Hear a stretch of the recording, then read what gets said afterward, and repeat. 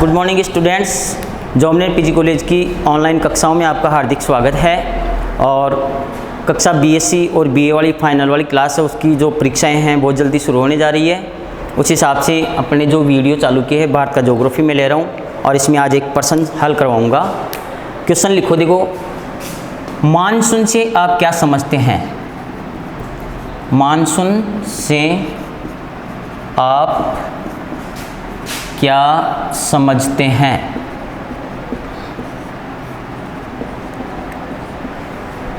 दक्षिणी पश्चिमी मानसून का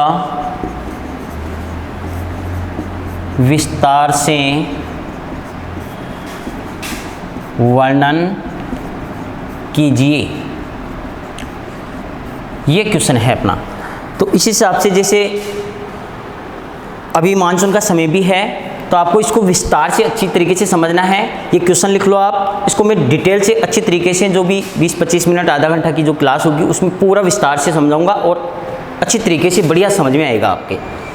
तो देखो, मानसून, सबसे पहले आपको एक चीज़ समझना है कि भाई मानसून एक तो होता क्या है और ये किस हिसाब से ये आता है, कैसे नहीं आता है। थोड़ा सी एक ग्लोब की सहायता से जो चीज़ मैं समझाने का प्रयास करूँगा उसको देखो। पहले ये अपनी जो पृथ्वी है, इस पृथ्वी पर ये दो प्रकार की काल्पनिक रेखाएं हैं, अक्षांश एवं देशांतर। ये आड़ी वाली अक्षांश है और खड़ी वाली देशांतर रेखाएं। अब इसमें जैसे ये 0 डिग्री पर ये विषुवत रेखा कर दो या भूमध्य रेखा कर दो, विषुवत रेखा या भूमध्य, भू यानी पृथ्वी और मध्य यानी बीचों बीच में। ये पृथ्वी को दो गोलार्धों में बांट रही है। इसका जो उत्तर वाला पार्ट नॉर्थ पोल ये उत्तरी ध्रुव है, यहाँ साउथ वाला पार्ट साउथ पोल दक्षिणी ध्रुव है। यहाँ पर ये 23.5 डिग्री नॉर्थ पर ये कर्क रेखा है, 66.5 डिग्री नॉर्थ पर ये आर्कटिक रेखा या व्रत, एक ही बात है। ऐसे ही साउथ पोल में दक्षिणी गोलार्ध में 23.5 साउथ में आपकी मकर रेखा है और 66.5 साउथ दक्षिणी भाग में दक्षिणी गोलार्ध है, इसमें अंटार्कटिक व्रत कह दो या रेखा कह दो। अब ये 90 डिग्री दक्षिणी ध्रुव और ये 90 डिग्री उत्तरी ध्रुव। अब ये स्थिति वाली मैंने आपको क्लियर कर दी कि भारत की जो स्थिति है, भारत कौन से गोलार्ध में है? उत्तरी पूर्वी गोलार्ध में यहाँ पर स्थित है। कर्क रेखा भारत के मध्य से गुजर रही है, 8 राज्यों में से गुजर रही है। मैंने आपको ट्रिक्स के माध्यम से भी समझा दिया था। अब कर्क रेखा भारत के मध्य में से गुजर रही है, थोड़ा सी आपको इसलिए ये समझाने का प्रयास किया मैंने कि आपको सूर्य, जिसे साहब सन है, सूर्य की जो किरणें होती है इस पृथ्वी पर कब कब भूमध्य रेखा पर सीधी पड़ती है और कब कर्क रेखा पर और कब मकर रेखा पर। तो देखो, यह है भूमध्य रेखा। यहाँ 21 मार्च और 23 सितंबर को सूर्य की किरणें कहाँ चमकती है? सीधी भूमध्य रेखा पर। ऐसे ही ये 21 जून को सूर्य की किरणें कहाँ होती है? कर्क रेखा पर। ऐसे ही 22 दिसंबर को ये सूर्य की किरणें मकर रेखा पर होती है। इसका मतलब 21 जून के बाद में जुलाई, अगस्त, सितंबर, अभी अगस्त चल रहा है, जुलाई चल रहा है, सॉरी, ये जून के बाद बिल्कुल सूर्य की किरणें भारत के मध्य से कर्क रेखा गुजर रही है। तो 21 जून को भारत के मध्य सूर्य की किरणें सीधी होती है। उत्तरी भारत में मई जून के महीने में बहुत ज़्यादा गर्मी होती है।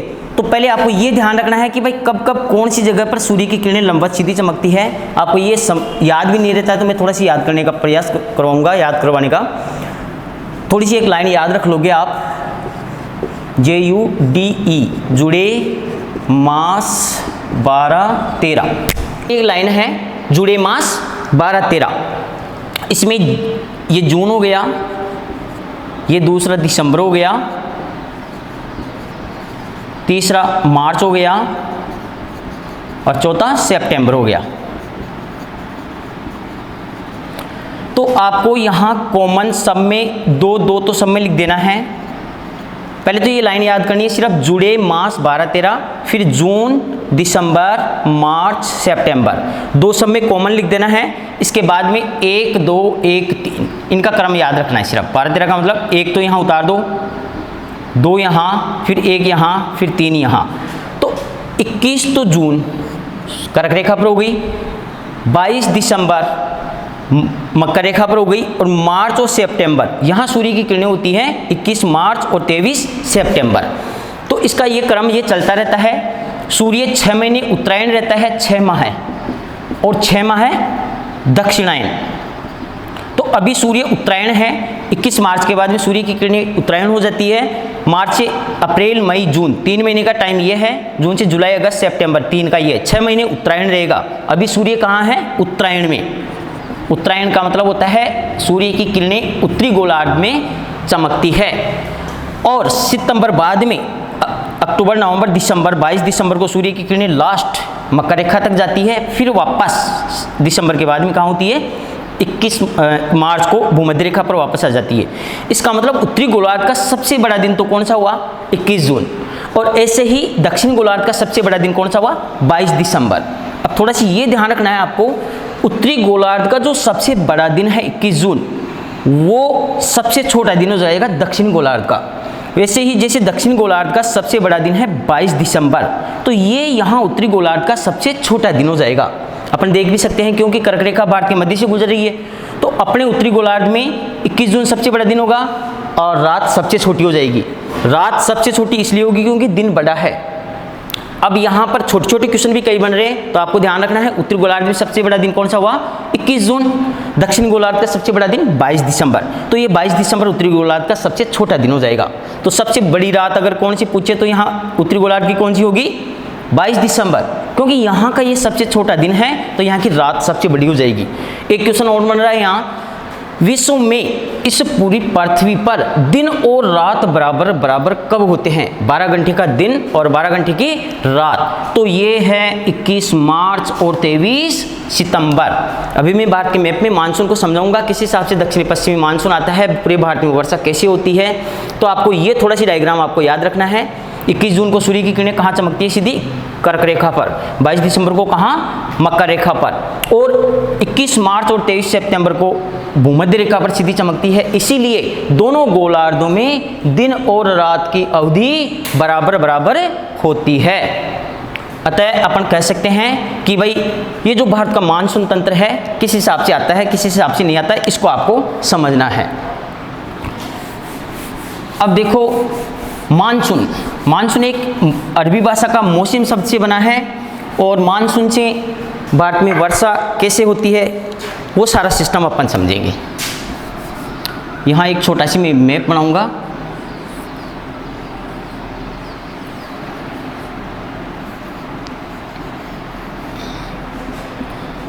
बहुत इंपॉर्टेंट प्रश्न है ये, और ये 15 नंबर का क्वेश्चन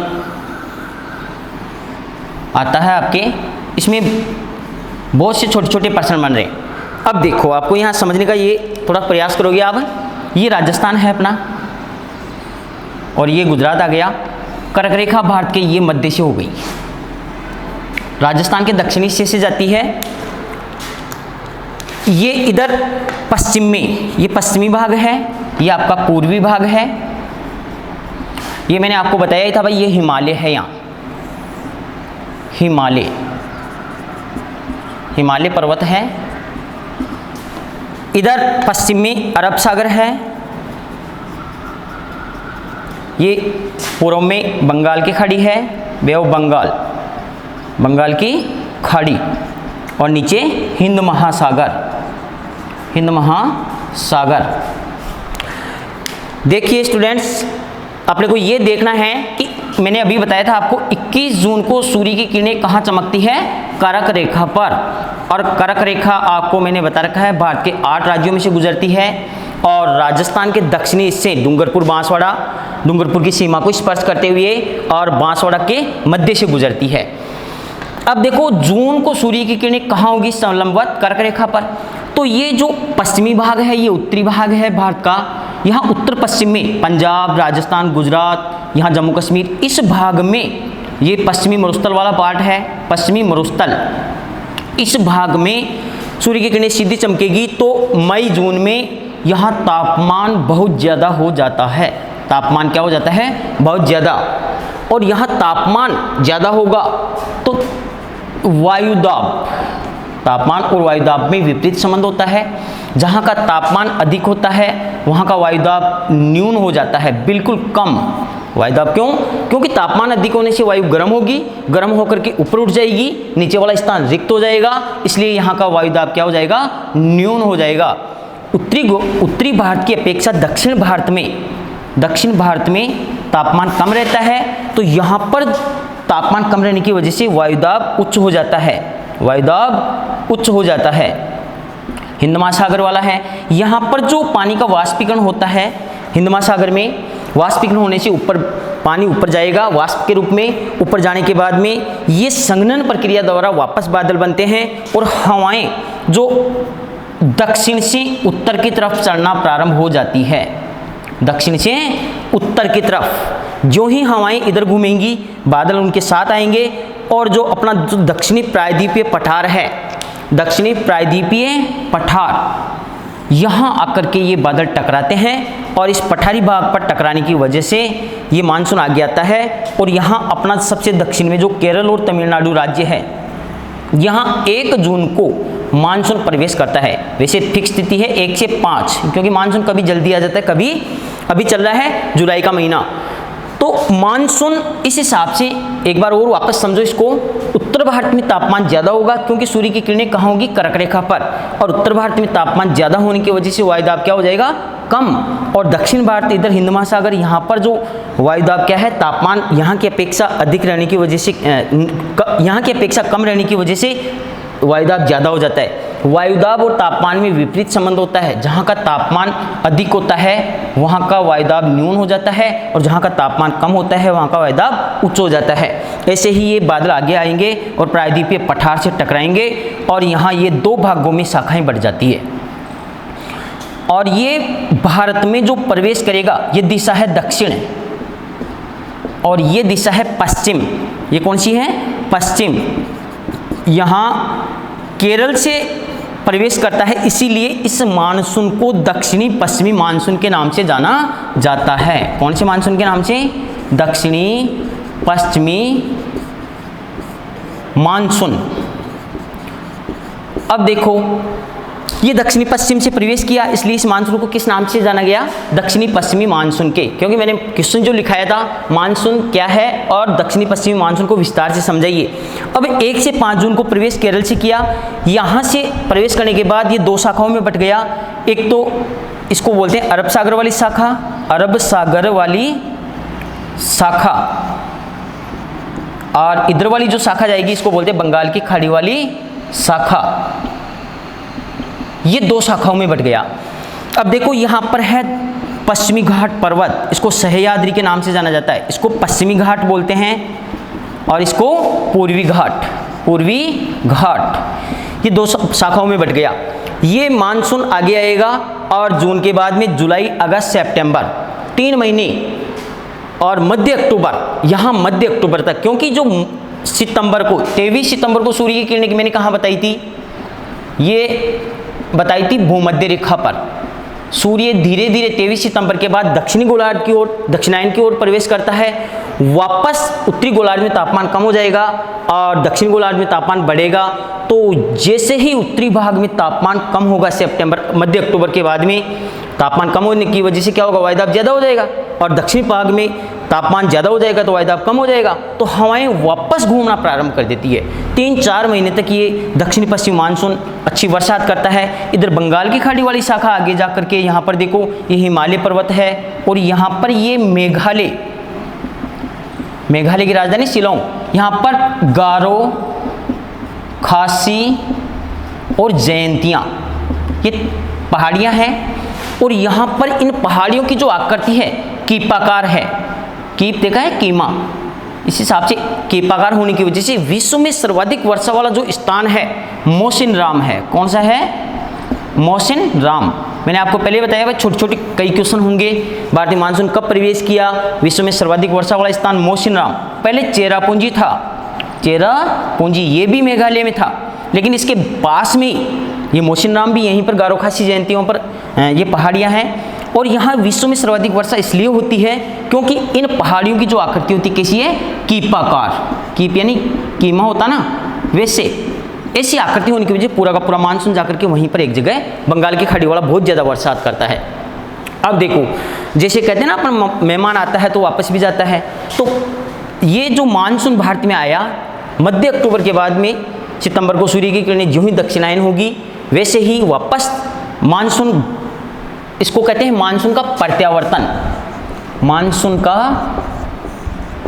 प्रत्यावर्तन या मानसून का, ये तो आगमन हुआ था और प्रत्यावर्तन का मतलब मानसून का पीछे हटना, धीरे धीरे वापस सूर्य की किरणें दक्षिणायन में होते ही ये मानसून, जैसे ही वायुदाब टेम्परेचर बदलेगा वायुदाब बदल जाएगा, वायुदाब बदलते ही हवाओं का रुख बदल जाएगा, फिर वापस मध्य अक्टूबर के बाद में ये हवाएं दक्षिण की ओर, पहले तो हवाएं चल रही थी दक्षिण से उत्तर की तरफ, अब हवाएं हो जाती है उत्तर से दक्षिण की तरफ, वापस मानसून पीछे चला जाता है। फिर भारत में देखो 3 प्रकार के मानसून से वर्षा होती है। एक तो पहला आपका दक्षिणी पश्चिमी मानसून, नीचे देखो पहला तो कौन सा हो गया, दक्षिणी पश्चिमी मानसून। अब दूसरा होगा उत्तरी पूर्वी मानसून, उत्तरी पूर्वी मानसून, इसको भी साथ के साथ आपको समझ लेना है। सबसे ज़्यादा वर्षा हालांकि दक्षिणी पश्चिमी मानसून से हुई। अब उत्तरी पूर्वी मानसून कैसे हुआ, हवाएं, सूर्य दक्षिणायन हुआ, हवाओं का रुख बदला और उत्तर से हवाएं दक्षिण की तरफ घूमेगी। अब अपने उत्तर में यूरोप वगैरह, इधर भूमध्य सागर है, मेडिटेरियन सी, वहाँ से हवाएं जब आती है तो यहाँ से तो हवाएं आएगी ना, ये स्थलीय भाग बीच में है, तो ये जो हवाएं उत्तर से दक्षिण की तरफ चल रही है तो ये मानसून तो पीछे हट गया, मानसून वापस चला गया, अक्टूबर के बाद में नवंबर आएगा।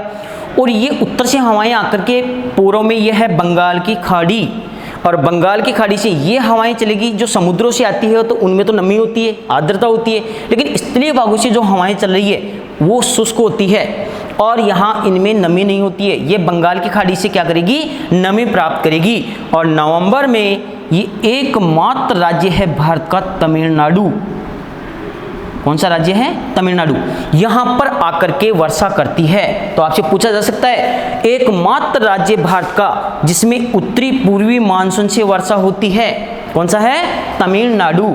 और आंध्र प्रदेश का कुछ भाग आ जाता है हालांकि इसमें, लेकिन पूरा का पूरा तमिलनाडु में उत्तरी पूर्वी मानसून से वर्षा होती है। पूरे भारत में सर्वाधिक वर्षा तो दक्षिणी पश्चिमी मानसून से होगी। और नवंबर के बाद में जो ये लौटती हुई हवाएं हैं, यहाँ से शुष्क हवाएं चलेगी, बंगाल की खाड़ी से नमी प्राप्त करेगी और यहाँ आकर के तमिलनाडु में वर्षा करती है।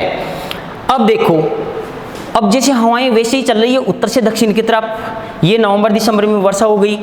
अब देखो उत्तर भारत में तीसरा और मानसून है। उत्तर भारत में जो शीतकाल में जो वर्षा होगी, शीतकालीन वर्षा दिसंबर जनवरी में, वहाँ से भूमध्य सागर से जो हवाएं आती है जेट स्ट्रीम के माध्यम से आगे बढ़ेगी, हिमालय से टकराएगी और दिसंबर जनवरी लास्ट फरवरी तक जो सर्दियों में जो वर्षा होती है उसको शीतकालीन वर्षा कहते हैं। और वो पश्चिमी विक्षोभ कहा जाता है उनको, कौन सा कहा जाता है, पश्चिमी विक्षोभ। और एक नाम और आपको मैं बताऊंगा, और शीतकालीन वर्षा को भारत में मावट के नाम से जाना जाता है। किस नाम से जाना जाता है, मावट, जो अपने उत्तर भारत में जो रबी की फसल होती है, किसकी, रबी की, रबी खरीफ जायद 3 प्रकार की होती है। तो दिसंबर जनवरी में उस समय जो ये बरसात होगी, मावट अपनी रबी की फसल के लिए एक अमृत का काम करती है। आपको छोटे प्रश्न भी पूछ सकते हैं, शीतकालीन वर्षा कौन से मानसून से होती है, शीतकालीन मानसून से, पश्चिमी विक्षोभ से। इनको भूमध्य सागरीय चक्रवात भी कहा जाता है। क्या कहा जाता है, भूमध्य सागरीय चक्रवात। अब देखो, ये 3 प्रकार के मानसूनों से पूरे भारत में वर्षा हुई। वैसे दिसंबर जनवरी फरवरी के बाद में मार्च को सूर्य की किरणें वापस कहाँ आ जाती है, 21 मार्च भूमध्य रेखा पर, और वापस सूर्य उत्तरायण की स्थिति में होता है। ये मानसून तंत्र, ये सिस्टम कौन सा हुआ, मानसून तंत्र। मानसून तंत्र। ये पूरा का पूरा मानसून तंत्र मैंने ढंग से समझाने का प्रयास किया है, फिर भी आपको इसमें कोई समस्या होती है और कुछ होता है, मैं फिर एक बार 2 मिनट के लिए मैं वापस रिपीट कर देता हूँ। 21 जून को सूर्य की किरणें कहाँ होंगी? कर्क रेखा पर। मई जून में जब उत्तरी भारत में तापमान ज़्यादा होगा, वायुदाब कम हो जाएगा, और दक्षिण भाग में यहाँ हिंद महासागर, यहाँ पर तापमान कम रहता है, वायुदाब ज़्यादा हो जाता है, तो हवाएं हमेशा उच्च दाब से न्यून दाब की ओर चलती हैं। और यहाँ पर हिंद महासागर में जो साइक्लोन बनते हैं, चक्रवात बनते हैं, पानी का वाष्पीकरण होगा, और वाष्पीकरण होकर के पानी ऊपर जाकर के क्षोभ मंडल में बादल बनते हैं। संघनन प्रक्रिया द्वारा हवाओं के साथ आगे बढ़ेंगे, प्रायद्वीपीय भाग से टकराएंगे, फिर 2 भागों में बढ़ जाएंगे, अरब सागर वाली शाखा, बंगाल की खाड़ी वाली शाखा। बंगाल की खाड़ी वाली शाखा यहाँ मेघालय में चेरापूंजी जो ये स्थान था, गारो खासी जयंतियाँ पहाड़ियाँ हैं, ये कीपाकार होती है, इसलिए यहाँ विश्व में सर्वाधिक वर्षा करती है।